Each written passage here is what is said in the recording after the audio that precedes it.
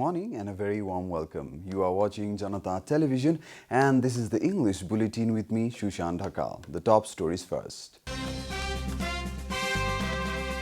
Government likely to extend lockdown, preparations underway to announce next year's budget.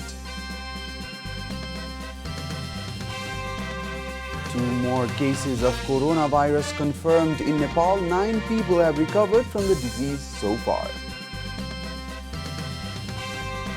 World Bank predicts a decline of remittances worldwide. The projected fall would be sharpest in recent history. Mortality review shows 25,000 more deaths likely by coronavirus. High disparity found between official death count and increasing toll. And ICC says the T20 World Cup will go ahead as scheduled. Australia and New Zealand, both host countries, still in lockdown.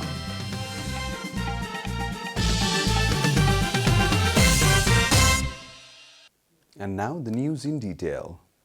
The government has hinted that it would take a decision on lifting the lockdown after reviewing necessary concerns, including the steps taken by neighboring India to control the spread of the coronavirus. Government's spokesperson Yuvaraj Khatiwada said that coronavirus is a pandemic and the government of Nepal cannot take a unilateral decision in this matter of worldwide concern. Speaking at a press conference to share the decisions taken by the cabinet yesterday, Finance Minister Khatiwada said that saving people's lives is the government's first priority. He said that matters like medical supplies, situation of health workers and infection, necessary infrastructures, people's awareness and social distancing should be taken into account before lifting the lockdown. According to Minister Khatiwada, financial losses could be made up later on. He made it clear that the lockdown could be extended if required. But Khatiwada said that the government was considering relaxing the rules for supplying daily essentials even if the lockdown gets prolonged. Minister Khatiwada also added that the government is set to announce policies, programs and budget of the next fiscal year in 2 phases. According to the minister, the government has decided to announce short-term and mid-term programs in the view of the coronavirus outbreak. He further said that the government would address the challenges faced by different sectors of the country through the upcoming budget. The number of people infected with coronavirus has reached 47 in the country, with confirmation of 2 more cases yesterday. The Ministry of Health and Population confirmed the new cases during a regular press briefing. Spokesperson at the ministry, Dr. Vikas Devkota, informed that a 55-year-old woman and a 14-year-old boy have been diagnosed with the disease that has infected more than 2.6 million people worldwide.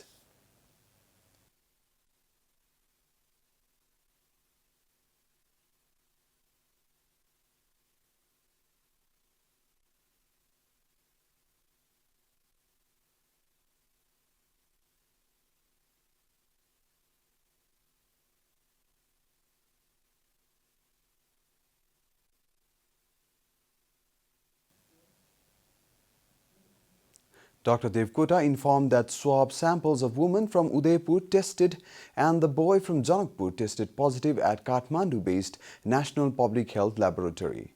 The 2 coronavirus patients from Sun City apartment who were undergoing treatment at Patan Hospital were discharged yesterday. With this, the number of recovered cases has reached 9. The country still has 38 active cases, most of them in Udaipur.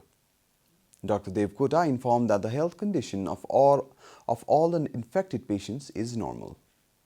The newly formed Janata Samajwadi Party has started the process of registering the party at the Election Commission. The unification between the 2 Madhes-based parties, Rashtriya Janata Party Nepal and Samajwadi Party, took place on Wednesday midnight. The new party has been named as Janata Samajwadi Party. The party will retain the square flag that belonged to the erstwhile Samajwadi Party with a green and red star at the center. However, the election symbol for the new party will be the umbrella sign that belonged to the RJPN.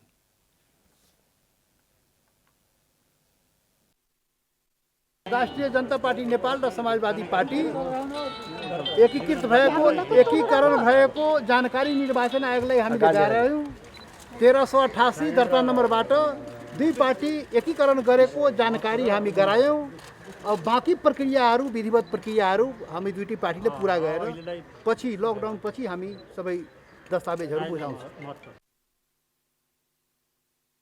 The party informed that the unification of the two parties was done to protect the values of democracy in the country, and hence they came to the Election Commission to make the information public.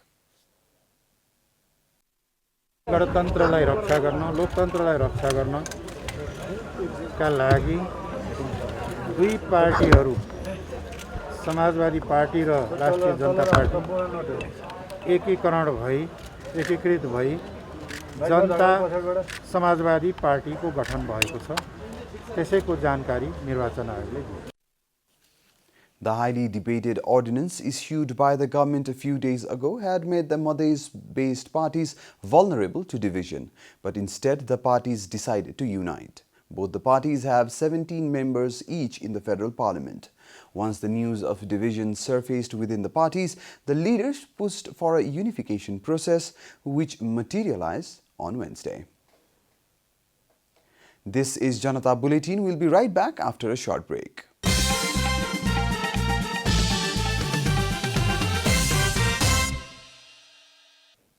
Welcome back after the break. We continue with other national news. Nepal Students' Union, a sister organization of Nepali Congress, has announced a retaliatory protest program against the government's controversial decision. The NSU announced its protest program on the occasion of the Democracy Day yesterday, stating that it will protect the federal democracy at any cost. Former chairman of NSU, Ranjit Karna, addressed the meeting in front of the Parliament building in New Baneshwar, urging all parties to join them in the campaign to protect democracy. Yesterday marked a month of nationwide lockdown imposed by the government to control the spread of COVID-19. The government of Nepal had declared a nationwide lockdown on March 24th, fearing the risk of coronavirus outbreak in Nepal. The lockdown was extended time and again until 27th of April. No other vehicles except the ones with passes or those carrying essential supplies were allowed on the streets during the lockdown. Police had also adopted a policy to temporarily detain people at the spot if found defying the lockdown. Security has been tightened and checkposts set up at various places to curb the movement of people. Although most of the bustling places inside the valley have remained quiet, food and vegetables shops have been open in the inner alleys in early morning and evening. The extended lockdown has created hardship for daily wage laborers inside the valley. Kathmandu District Court has remanded former Secretary Bhim Upadhyay in judicial custody for 3 more days for investigation into his alleged involvement in defamation.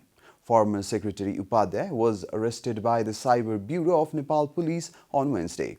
He was presented before the court yesterday for extending his judicial custody. The court granted permission to the police to further investigate into the case under the Electronic Transaction Act.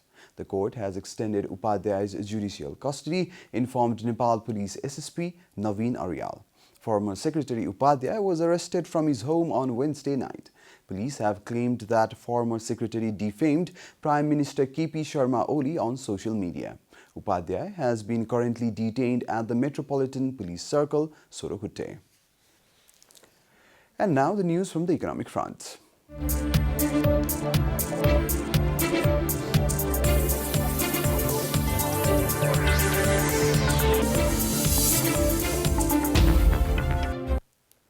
Global remittances are projected to decline sharply by about 20% in 2020 due to the economic crisis induced by the COVID-19 pandemic and shutdown, the World Bank has said in a recent report. According to the World Bank, the projected fall, which would be the sharpest decline in recent history, is largely due to a fall in the wages and employment of migrant workers. In Nepal, the financial crisis induced by the coronavirus pandemic will cause a decline in inflow of remittance by 14% in 2020 compared to 2019. 2019. Remittances to South Asia are projected to decline by 22% to 109 billion in 2020, following the growth of 6.1% in 2019. According to the report, remittances to low and middle income countries are projected to fall by 19.7% to USD 445 billion, representing a loss of a crucial financing lifeline for many vulnerable households. The World Bank said it is assisting member states in monitoring the flow of remittances through various channels, the costs and convenience of sending money, and regulations to protect financial integrity that affect remittances flows. Time for a short break here at Janata Bulletin. Stay tuned for international news.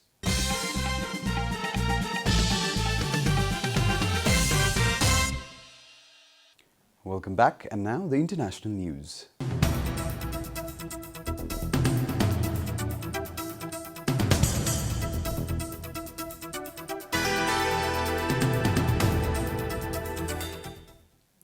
At least 25,000 more people have died during the coronavirus pandemic over the last month than the official COVID-19 death counts report, the New York Times reported. A review of mortality data in 11 countries shows a clearer picture of the toll of the crisis, the newspaper said. Detailed investigation by the New York Times has found that far more people died in these countries in the last month than in previous years. The totals include deaths from COVID-19 as well as those from other causes, likely including people who would not be treated as hospitals became overwhelmed.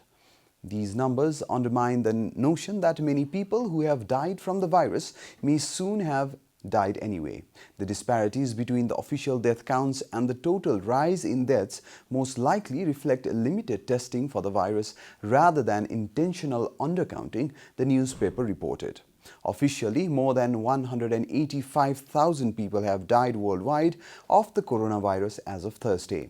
But the total death numbers offer a more complete portrait of the pandemic, experts say, especially because most countries report only those COVID-19 deaths that occur in hospitals. The New York Times estimated the excess mortality for each country by comparing the number of people who died from all cases this year with the historical average during the same period. Tensions between Washington and Tehran flared anew this week after Iran's Revolutionary Guard conducted a space launch.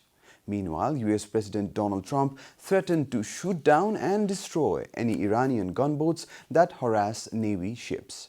According to the Associated Press, Iran's space launch could advance the country's long-range missile program to the disappointment of the US. The launch was a first for the Guard, revealing what experts described as a secret military space program that could accelerate Iran's ballistic missile development. Conflict between Iran and the US escalated after the Trump administration withdrew from the international nuclear deal between Tehran and world powers in 2018 and reimposed crippling sanctions. Last May, the US sent thousands more troops, including long-range bombers and an aircraft carrier, to the Middle East in response to what it called a growing threat of Iranian attacks on US interests in the region. You are watching Janata Bulletin, and now the latest from the world of sports.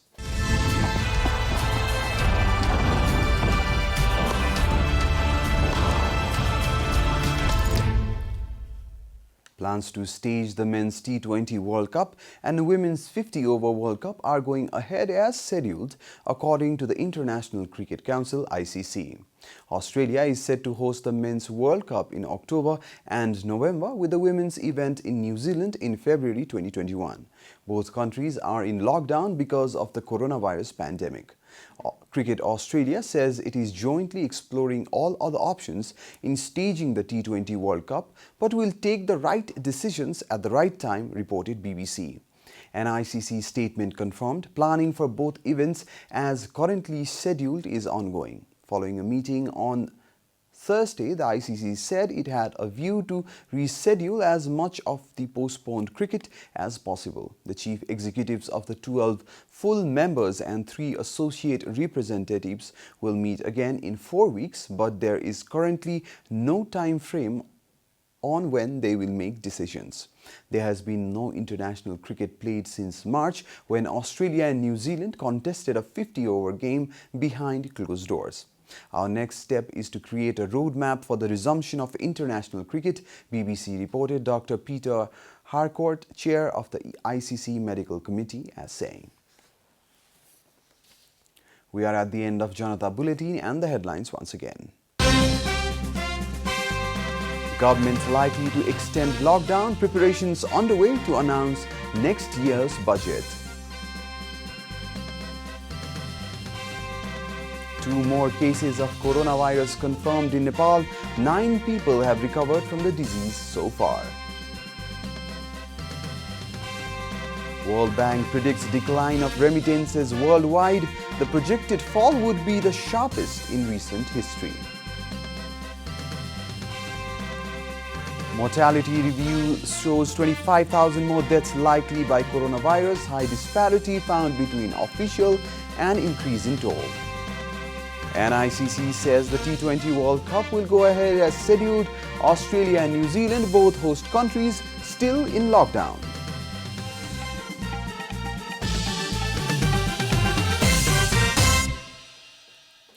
And that's all from the English News Desk for today. You can follow Janata Television and our programs on various social media platforms, including on our website janatasamachar.com. We urge all our viewers to follow government directives of the lockdown and follow healthy, hygienic practices to keep safe from any infection. Keep watching Janata Television. Namaste.